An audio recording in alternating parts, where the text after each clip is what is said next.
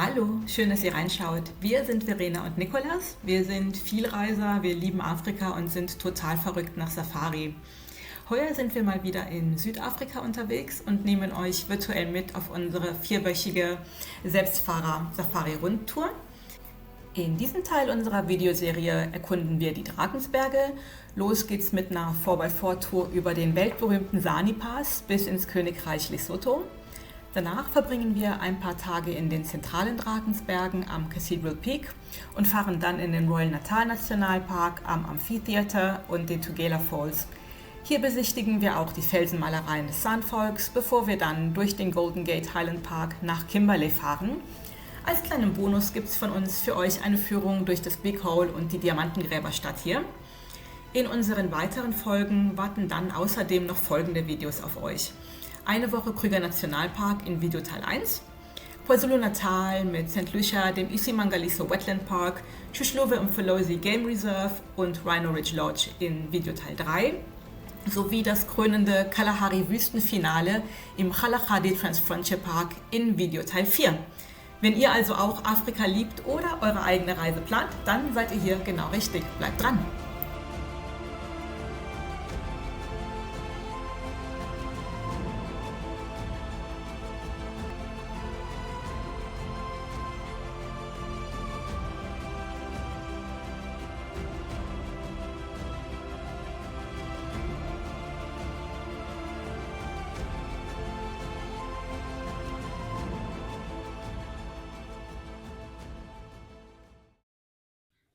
Guten Morgen, wir sind hier gerade in Underberg und in einem Café, haben gerade mal ein Heißgetränk bestellt.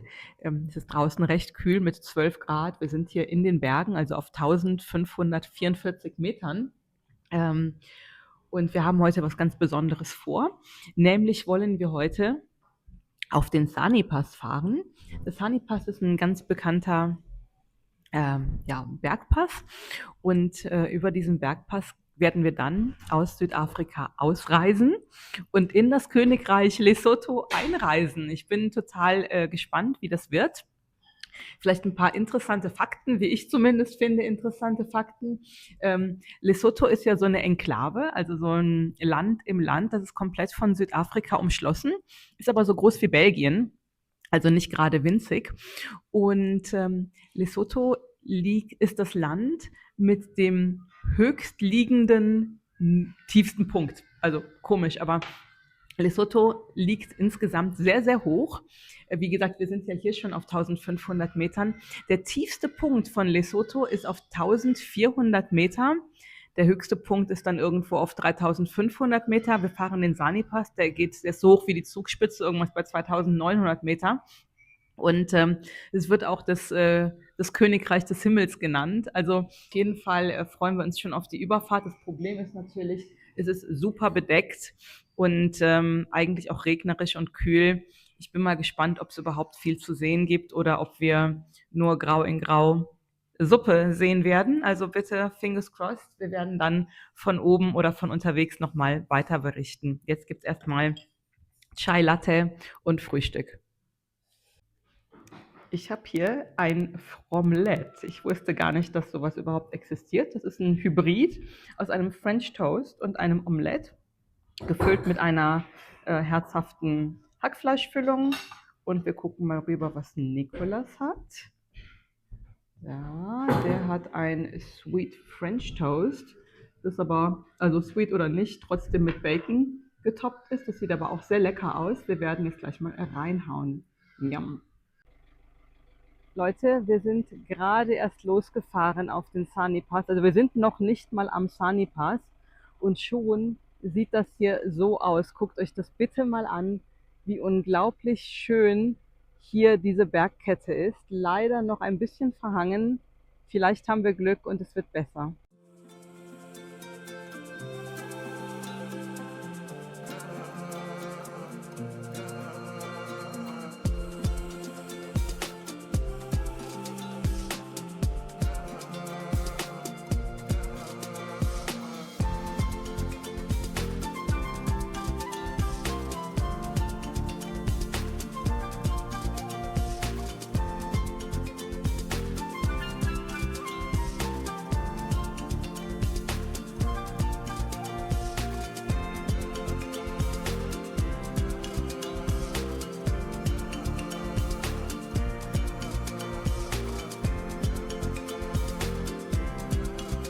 Ja, wie ihr hier seht, hier ist der Border Post von Südafrika. Also hier checken wir jetzt quasi aus Südafrika aus. Hier hinter diesen Bergen liegt Lesotho. Das ist der Border Post hier. Und dann fahren wir jetzt ein Stück durchs Niemandsland, ungefähr 8 Kilometer, hat er gesagt. Und kommen dann oben an der Lesotho-Grenze raus. Und da müssen wir dann natürlich in Lesotho emigrieren. Also wir emigrieren hier gerade aus Südafrika raus. Gucken mal eben, wie das da ausschaut. Das ist übrigens das Auto, mit dem wir fahren. Allradantrieb. Ohne Allradantrieb kommt man den Sani-Pass überhaupt nicht rauf. Darf man auch gar nicht fahren. Das ist eine reine 4x4-Strecke. Ich bin ja mal gespannt. Der Sani-Pass ist übrigens der drittsteilste Bergpass der Welt. Auf nur knapp über 8 Kilometern überwindet man hier 1332 Höhenmeter. Am schlimmsten sind die letzten 3 Kilometer davon mit Haarnadelkurven mit einer Steigung von bis zu 25-30%, bevor man dann auf dem sogenannten Dach von Afrika, also dem Hochplateau von Lesotho, ankommt. Wir sind jetzt auf halber Strecke auf dem Sani-Pass und jetzt hat es total, also hier oben ist es total zugezogen. Man kann absolut nichts sehen, aber das macht nichts. Wir haben hier gerade eine kleine Frühstückspause und das ist unser Fahrer, Greg, total nett, super netter Kerl. Und als ich ihm gesagt habe, dass wir uns sehr für Vögel auch interessieren, hat er überall angehalten, immer wenn wir was gesehen haben und hat uns hier die heimische Vogelwelt erklärt. Und jetzt können wir eigentlich nur hoffen, dass es gleich noch ein bisschen aufzieht, damit wir hier ein bisschen mehr zu zeigen haben. Ansonsten ist es eher ein Fall von, wie Sie sehen, sehen Sie nichts. Ja, aber mal gucken, vielleicht auf dem Weg nach unten. Auch hier, guck mal, wie süß. Mit frisch gebackenen Keksen. Wir hatten gerade schon frisch gebackene Muffins, total lecker. Ganz süß haben die das hier gemacht mit so Blümchen und so alten Kisten. Ganz süß.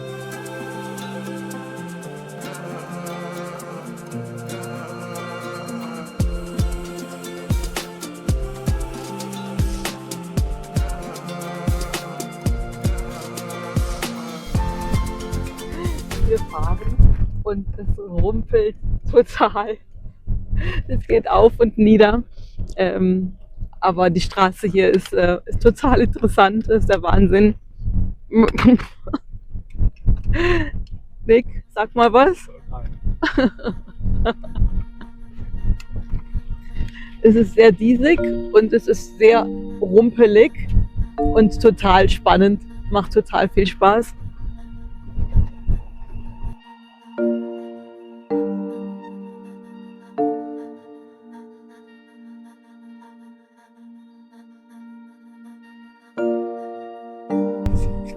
Also ohne Allradantrieb kann man das eigentlich kaum schaffen oder auch ohne ein Auto mit viel Ground Clearance.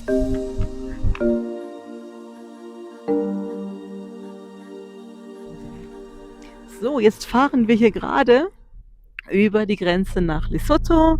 In 300 Metern ist der Grenzübergang hier vom Sani-Pass.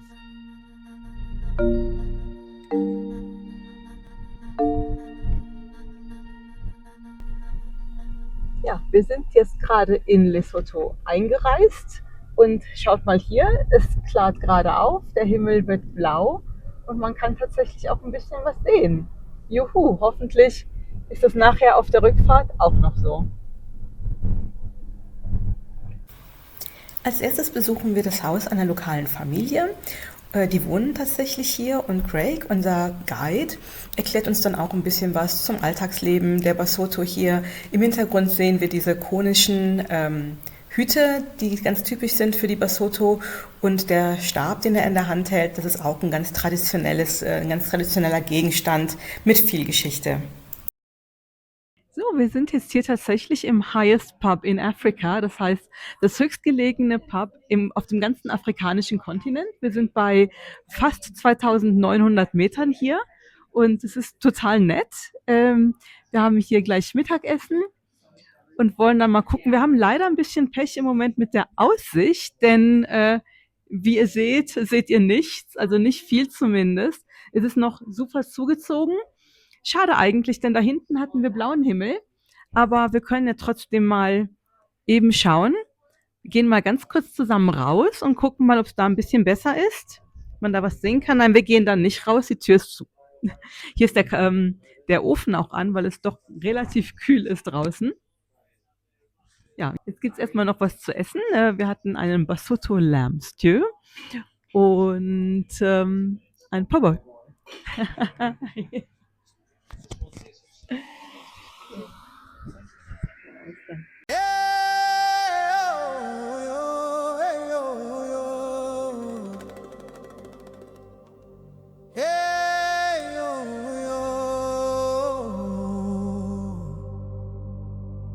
Shabonga, Shabonga kusasa, hey, kusasa letu, umoya wethemba uphakeme, hey, siyaphakama, hamba nathi, lolobala, ubuntu wethi yavuma, siyavuma, kukhanya ilanga Wir fahren hier gerade durch KwaZulu-Natal und wie ihr vielleicht sehen könnt, ist die Landschaft hier schon total super schön, obwohl wir gerade erst auf dem Weg sind in den Royal Natal Nationalpark. Das Problem ist gerade, ich würde leider so gerne die Landschaft genießen, aber wenn man hier Auto fährt, ist es vollkommen unmöglich, von der Straße wegzugucken. Es gibt hier tatsächlich ein paar Herausforderungen. Also Autofahren in Südafrika ist eine Konzentrationssache. Auf der einen Seite sind die Straßen einfach in schlechtem Zustand. Hier sind überall Potholes, also Schlaglöcher, die man umfahren muss.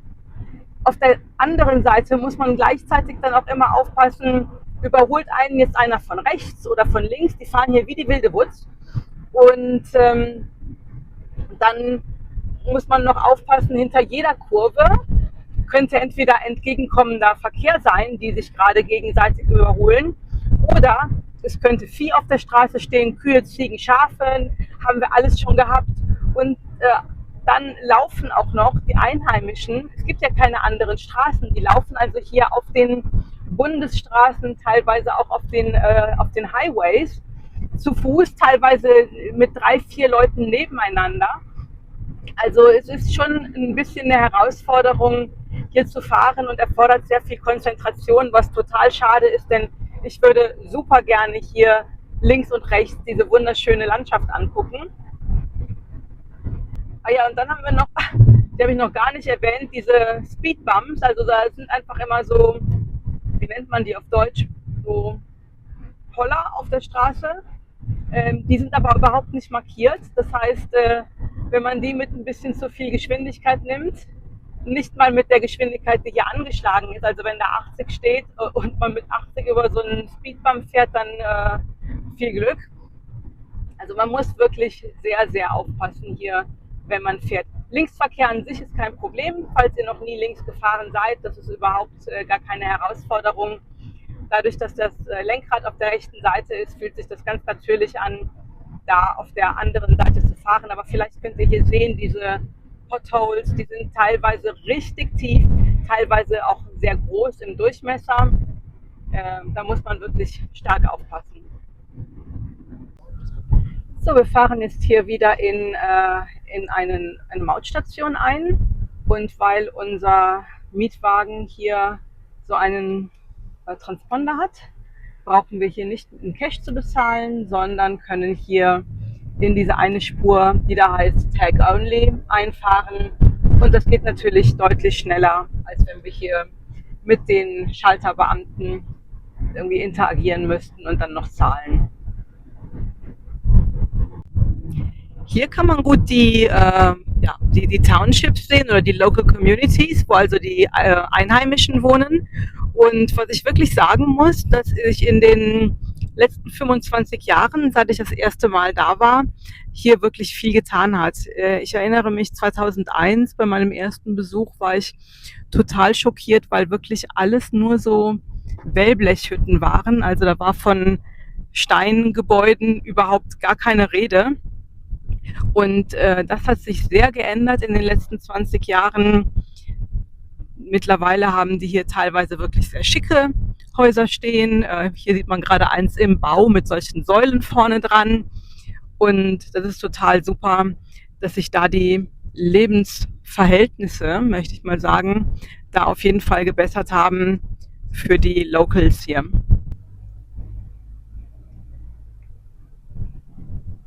Ja, mit dem tollen Bergpanorama im Hintergrund könnte man jetzt auch im Allgäu sein oder irgendwo in Tirol. Geh los. Hallo zusammen. Wir sind jetzt hier in unserer nächsten Unterkunft, dem Cathedral Peak Hotel in den Drakensbergen. Wir sind hier auf 1470 Meter Höhe. Es ist heute relativ warm, 28 Grad, ein bisschen bedeckt noch, aber hinten klart es schon wieder auf. Und ja, also hier in den Drakensbergen, Ukalamba Drakensberge heißt es, das ist Teil, oder das sind die UNESCO-Weltnaturerbe. Und wir haben das Ganze ausgesucht, einfach wegen der Aussicht. Guckt mal bitte, was man von hier alles sehen kann. Fängt hier auf der Seite an mit diesen Bergtafeln oder Tafelbergen, sag ich mal. Und die Landschaft hier ist absolut atemberaubend, vor allen Dingen, wenn man hier mal rumschwenkt. Guckt mal bitte, wie toll das ist. Und hier werden wir die nächsten 2 Nächte verbringen, es uns ein bisschen gut gehen lassen.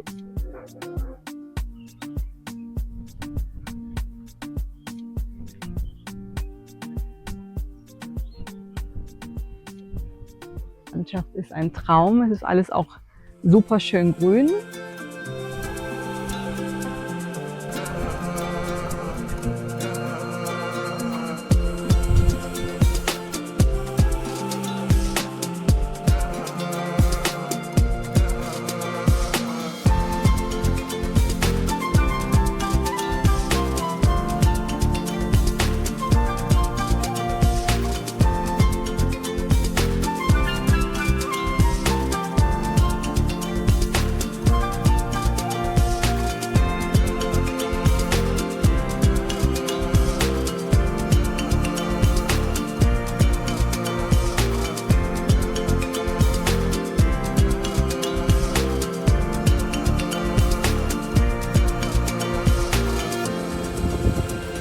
Toll hier.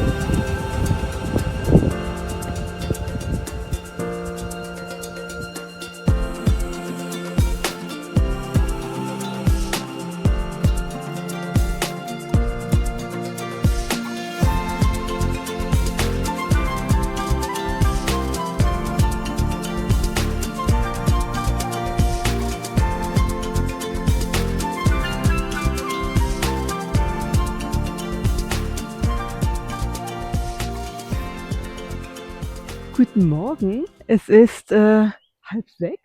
Wir sind in den Drakensbergen. Guck mal da hinten, vielleicht könnt ihr das sehen, diese Bergspitze. Das ist der Cathedral Peak. Und wir wollen jetzt gleich mal den ersten Walking Trail gehen, runter zu diesem kleinen See, der heißt Lake Jarrett. Aber wir sind total fasziniert. Es ist kurz nach Sonnenaufgang. Wir sind natürlich total alleine hier.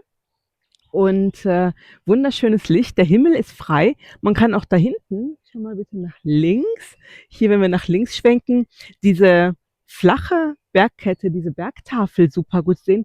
Und schaut mal hier ist ein Buschbockweibchen mit einem Jungtier. Ganz, ganz süß. Ich gehe nicht allzu nah ran. Man soll die Tiere in Ruhe lassen und das ist auch gut so. Wie süß die sind. Ja, auf jeden Fall wollen wir dann gleich mal in die Richtung von dem Lake Jarrett gehen und mal schauen, wie das dann so wird.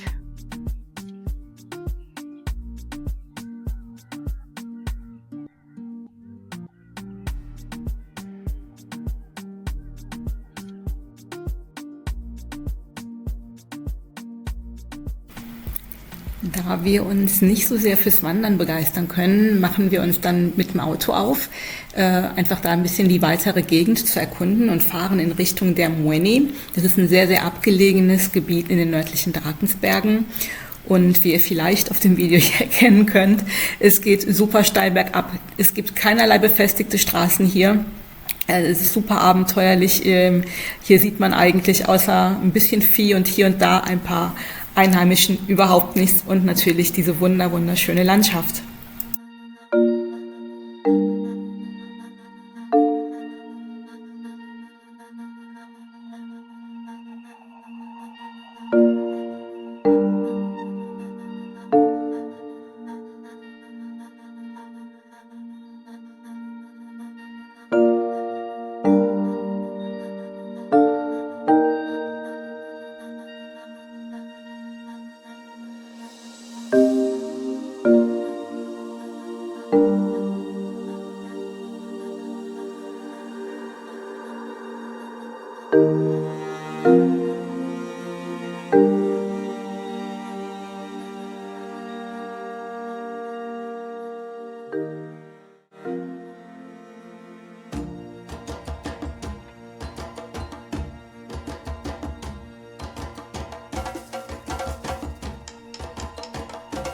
Wir sind hier in der sogenannten Mnweni und die Landschaft hier ist absolut atemberaubend. Es gibt ganz hohe Zinnen.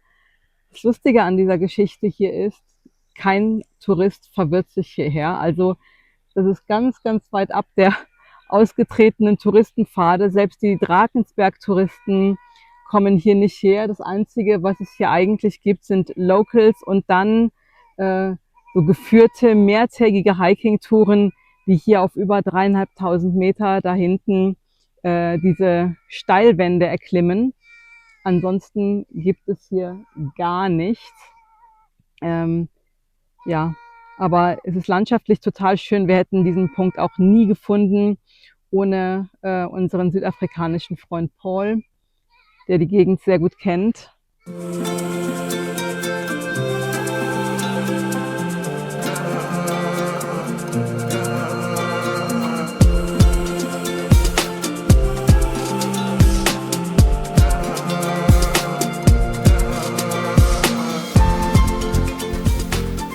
Dann kehren wir auch wieder nach unserem kleinen Ausflug zurück ins Hotel ein und genießen da noch den Nachmittag hier mit dieser tollen Aussicht, die man aus dem Café des Hotels hier hat. Ist auch schon unser letzter Abend dann wieder hier. Morgen geht's weiter zur nächsten Station.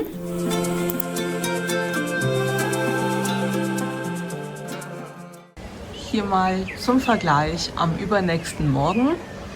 Gestern war es super schön sonnig bei 28 Grad. Heute haben wir hier angesagte Höchsttemperaturen von 12. Und wie ihr sehen könnt, hängt es total dick hier in den Bergen drin. Die Wolken. Es wird gleich sicherlich noch regnen. Heute Nacht hat es total gestürmt. Wir reisen heute ab. Sicherlich nicht die schlechteste Zeit.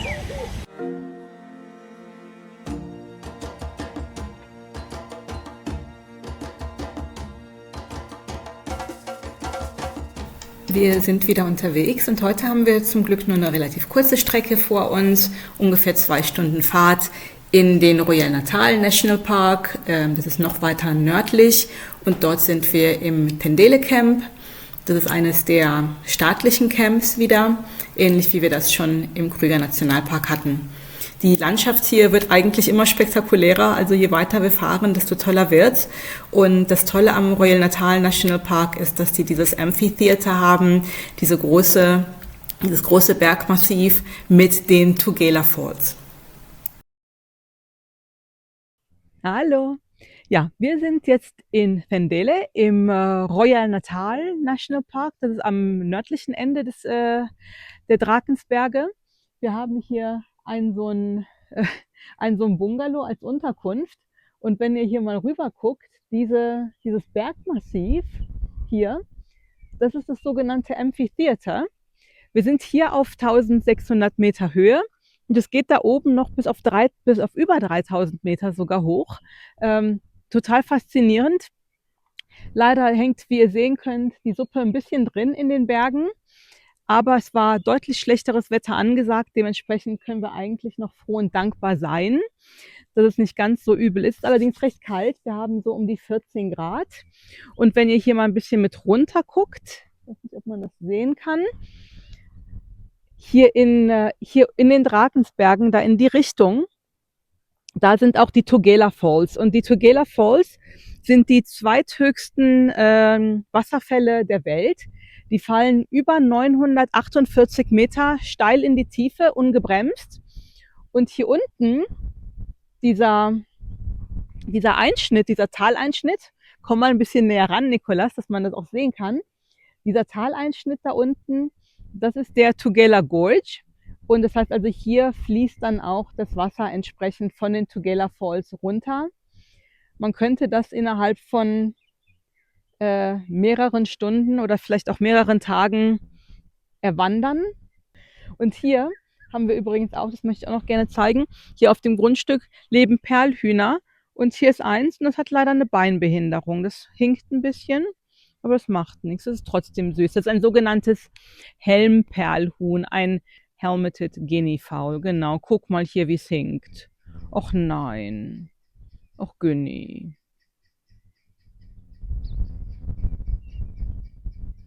Die sehen so ein bisschen aus wie Dinosaurier mit ihrer Knochenplatte oder Hornplatte, was das da auf dem Kopf ist. Ich weiß es gar nicht genau. Ich werde mal versuchen, da ein etwas besseres Foto von zu bekommen.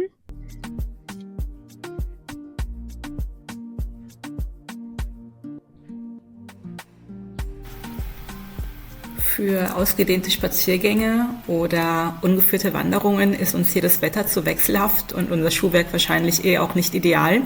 Also beschließen wir ganz spontan, uns die Felsenmalereien der San anzuschauen. Das geht allerdings nur mit einem lokalen Guide und wir haben total viel Glück und können da ganz spontan jemanden anheuern, der mit uns jetzt zu den Felsenmalereien wandert und uns außerdem auch noch ein bisschen was über die Gegend hier erzählt. Auf dem Weg kann man hier sehen, wir laufen am Amphitheater vorbei. Das ist die Bergkette da genau gegenüber, leider Gottes unter dem Wolkenmantel. Und ziemlich genau in der Mitte sind dann auch die Tugela Falls. Und unser Guide hat uns gerade erklärt, ich dachte ja, das wären die zweithöchsten Fälle der Welt mit 948 Metern. Aber wir haben gerade gelernt, dass das veraltete News sind und tatsächlich 2020 es eine Überschwemmung gab und die den gesamten Boden mitgerissen hat und sich dadurch die Höhe der Falls von 948 auf 980 Meter erhöht hat. Und somit sind die Tugela Falls mittlerweile die höchsten Wasserfälle der Welt und haben die Angel Falls um 1 Meter abgehängt. Also die Angel Falls aus Venezuela sind dann jetzt nur noch an zweiter Stelle, was die Höhe der Wasserfälle angeht. Da hinten, wie gesagt, heute leider schlecht zu sehen, aber trotzdem total beeindruckend. Wir stehen jetzt gerade an den Rock Paintings, also an der Felsenmalerei von den San-Völkern. Die San-Völker sind hier vor ungefähr 30.000 Jahren zum ersten Mal ja im Grunde genommen gesichtet worden. Allerdings sind diese Zeichnungen oder Malereien natürlich nicht so alt. Die sind ungefähr 800 Jahre alt, haben wir gerade gelernt. Und man kann vielleicht noch ganz gut erkennen, die Elendantilopen, die 3 großen an der rechten Seite in diesen Brauntönen. Die werden gemixt, haben wir gerade gelernt, aus Ocker und tierischen Flüssigkeiten, also zum Beispiel Blut und Urin, würde man aus den Ockersteinen gemahlenen und den, zum Beispiel Blut, würde man diese braune Farbe bekommen. Und dann gibt es diesen weißen Ocker, der zum Beispiel das Impala auf der linken Seite darstellen soll. Und dann gibt es noch diesen rötlichen Ton, der wird auch aus anderen Ockersteinen hier gewonnen. Und das sind im Grunde genommen leider Gottes die einzigen halbwegs erkennbaren Malereien, die man hier erkennen kann. Alles Weitere vielleicht Nikolas, kannst du es mal eben weiter unten zeigen, ist entweder total verblichen oder leider Gottes durch Vandalismus zerstört worden. Also hier unten zum Beispiel haben Leute über die Malereien gekritzelt, total blöd. Und deswegen darf man diese Städte auch gar nicht mehr selber besichtigen, sondern nur in Begleitung eines Guides. Und das ist auch, denke ich, ganz gut so. Aber es ist einfach schade, dass solche schönen historischen Überbleibsel von irgendwelchen Idioten einfach dann zerstört werden. Und jetzt kannst du vielleicht auch nochmal, der Himmel zieht gerade ein bisschen auf, wenn wir hier mal nach links schwenken, kann man auch wunderschön hier diese sattgrüne Landschaft sehen. Übrigens ist das hier alles Sandstein, auf dem die Malereien stattgefunden haben. Der Rest der Drakensberge oder viele Berge in den Drakensbergen besteht aus Basalt und die Steine sind viel zu hart, um in irgendeiner Form für solche Malereien und Schnitzereien ja, tauglich zu sein.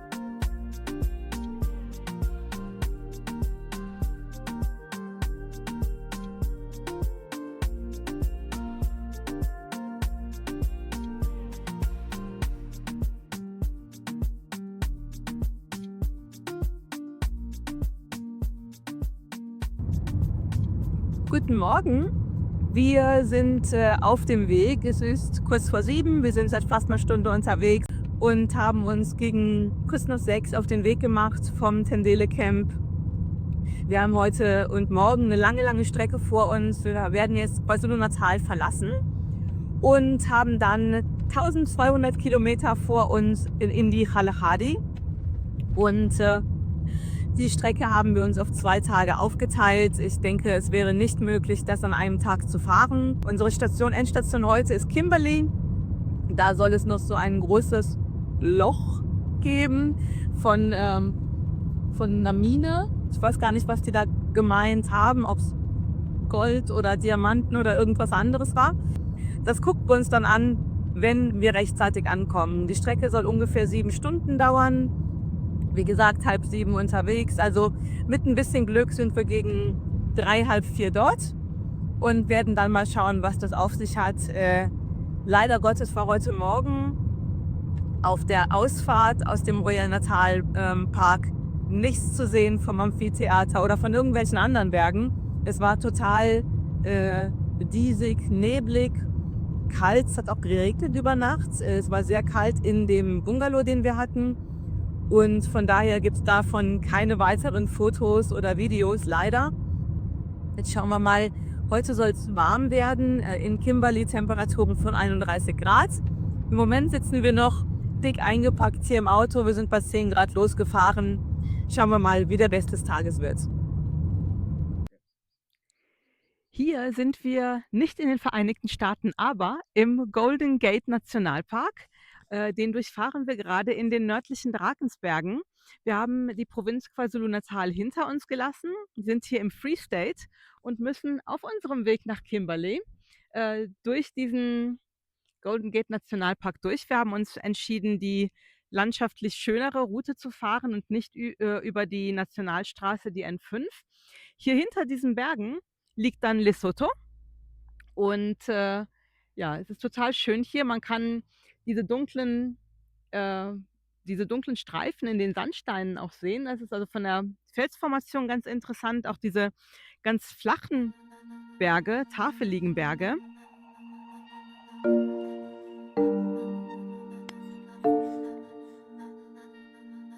Wir haben vorhin auch schon bei der Einfahrt hier in den Nationalpark Springbok gesehen, Wildebeest und noch eine andere Antilope. Die waren allerdings relativ weit weg und jetzt auf der letzten Strecke, die wir bisher gefahren sind, konnte ich keine mehr sehen. Was hier ganz schön ist, aber übrigens in den gesamten Drakensbergen eine ganz tolle Vogelwelt. Überall sehen wir die fliegenden Long-tailed Paradise Widers, die auf Deutsch, glaube ich, Langschwanz-Paradieswitwe heißen. Und vorhin haben wir auch ganz viele Southern West Bishops gesehen. Ich glaube, auch da ist der deutsche Name Oryxweber, aber da bin ich mir nicht ganz sicher. Ja, auf jeden Fall, also tolle Vogelwelt. Wenn wir jetzt heute noch hier schönen blauen Himmel hätten, wäre das natürlich noch schöner.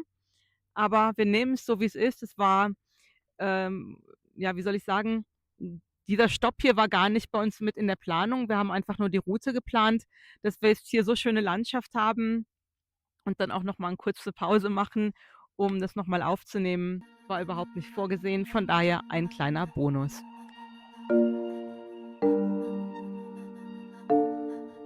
Wir sind hier in Kimberley am Big Hole, also am großen Loch. Und das ist im Grunde genommen hier das größte von Menschen geschaffene oder ausgehobene Loch oder Grube. Und zwar wurden hier früher Diamanten abgebaut. Das ganze Loch hier hat einen Umfang von 1,6 Kilometer, einen Durchmesser von 460 Meter ungefähr. Und es geht 260 Meter tief. Das Wasser hier ist ungefähr nur 40 Meter tief, aber knappe 200 Meter unterhalb der Oberfläche. Und hier wurden von Menschen 22,5 Millionen Gestein abgetragen. Das muss man sich mal vorstellen, wie viel das ist, um daraus dann 2700 Kilo Diamanten abzubauen. Also diese Ratio zwischen Gestein und Diamant ist natürlich da auch enorm. Ja, auf jeden Fall, das gehört der De Beers Gruppe. Was kann ich sonst noch darüber sagen? Ja, hier das gesamte Areal sieht im Grunde genommen aus wie so eine alte Goldgräberstadt aus den Wild-West-Filmen. Da laufen wir gleich auch noch mal durch. Das ist alles irgendwie entstanden. Hier wurden ausgegraben diese ganzen Diamanten zwischen 1871 und 1914. Da wurde ja 1860, glaube ich, irgendwo im Orange River 'n großer Diamant gefunden und damit begann der Diamantenrausch und die haben hier in der Gegend angefangen, die Diamantenminen zu eröffnen und hier war es eben offensichtlich besonders erfolgreich.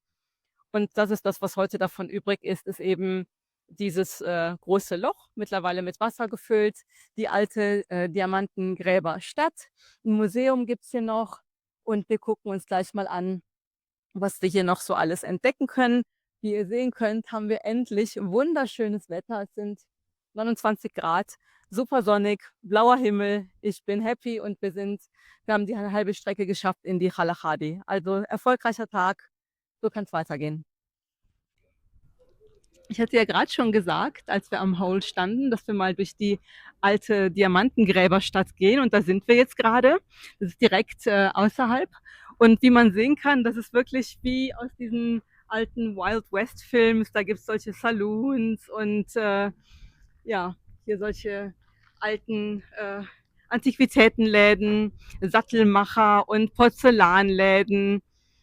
Hinten habe ich irgendwo einen Barbershop entdeckt. Das ist im Grunde genommen wie so eine Art Freilichtmuseum oder so, aber total nett. Und das Schöne ist, wir sind halt auch tatsächlich ganz alleine hier und können hier ganz in Ruhe durchwandern, ohne uns mit Menschenmengen und Menschenmassen herumplagen zu müssen.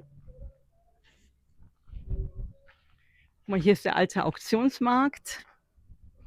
Und da oben waren dann wohl Wohnhäuser. Wie hübsch.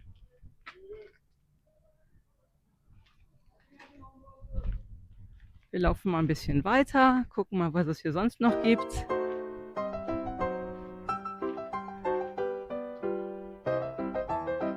Hier gibt es einen Kurzwarenladen. Ach, und guck mal hier, so eine alte Eisenbahn. Da vorne ist eine Kirche. Das ist ja nett. Ach, guck mal, wie süß. Hier haben wir gerade noch ein altes Architektenkontor entdeckt. Und das ist tatsächlich auch offen und begehbar. Gucken wir mal hier rein.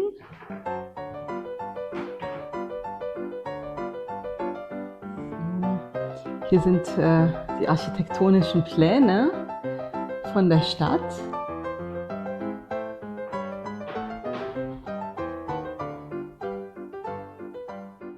Dann laufen wir mal raus, gucken mal, was es hier sonst noch zu sehen gibt. Ach, wir haben gerade noch eine Sparkasse oder eine Bank zumindest entdeckt. Savings Bank. Ha, gucken wir mal.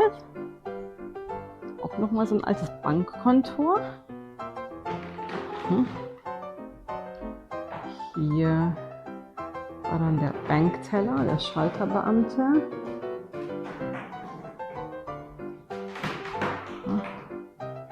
Da drin ist das Sekretariat.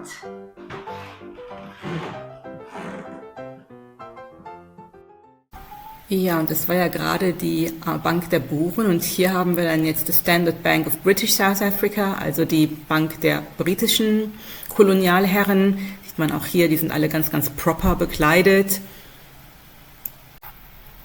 Und dann gehen wir jetzt nochmal rüber zum Bankdirektor, also zum Managers Office und schauen mal, was wir hier sehen. Ja, und das sieht mir doch nach Apartheid in reiner Form aus. Oh, und hier Funeral Director, also der Bestatter. Mal gucken, wie es da drin ausschaut. Gehört ja schließlich auch dazu zum Leben. Hier sind die Särge und daneben gleich auch noch welche für kleinere Menschen, Kinder. Hier ein Korbgeflechtsarg. Und hier ist dann wohl die Werkstatt des Sargschreiners. Ja, hier werden die zusammengezimmert.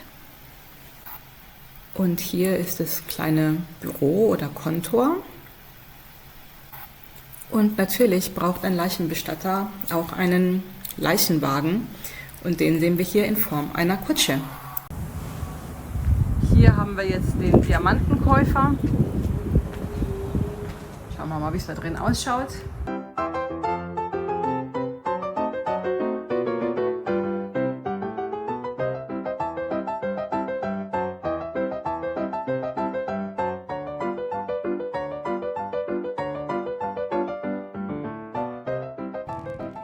Hier stehe ich gerade in Kimberleys ältestem Haus und lese, dass das Holz hierfür, so eine Art Fertigbausatz, 1877 aus England importiert wurde. Laufen hier mal durch, gucken mal hier, was man hier so erkennen kann, das Schlafzimmer. So, und hier endlich haben wir mal das Pub oder den Saloon, keine Ahnung, The Diggers Rest. Lass uns mal schauen, wo sich die Diamantenschürfer Nach Feierabend ihr Bierchen oder ihren anderen Drink gegönnt haben.